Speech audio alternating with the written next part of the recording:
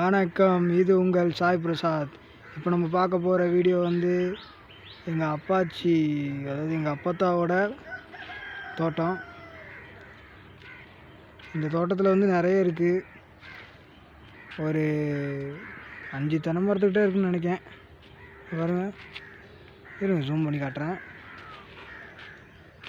இதெல்லாம் வந்து மிளகா செடி. இதிலேருந்து லாஸ்ட் டைமாக கூட நாங்கள் வந்து வீட்டுக்கு பறிச்சுட்டு போனோம் சமைக்க. அதுவும் இயற்கையாக எந்த ஒரு ரசாயன உரமுமே போடாமல் ஒன்லி நேச்சுரல் ஃபெர்டிலைசரில் வந்து இது எல்லாமே வளர்ந்துருக்கு.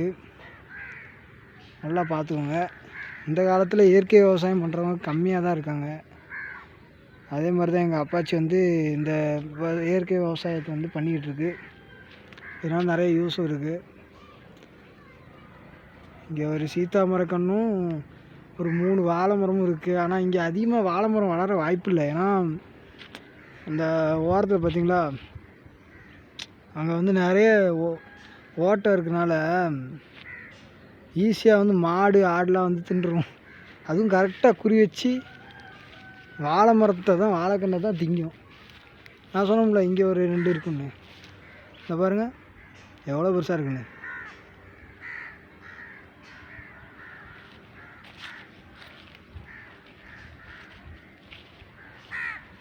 இது 2 விட இது ரொம்ப பெருசாக இருக்கும். இந்த தென்னை மரம் இந்த தோட்டத்திலே இது இந்த இடத்துல உள்ள செடிகள் மட்டும் தான் கொஞ்சம் நல்லா வளர்ச்சியாக வளர்ந்துருக்கு. அது ஏன்னு எனக்கும் தெரில சரியா.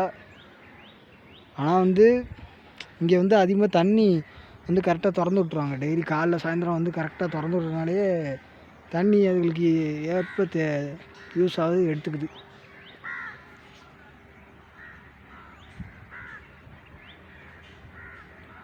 இதே மாதிரி இன்னொரு வீடியோவில் உங்களை சந்திக்கிற வரைக்கும் நான் உங்கள் சாய் பிரசாத். நன்றி, வணக்கம்.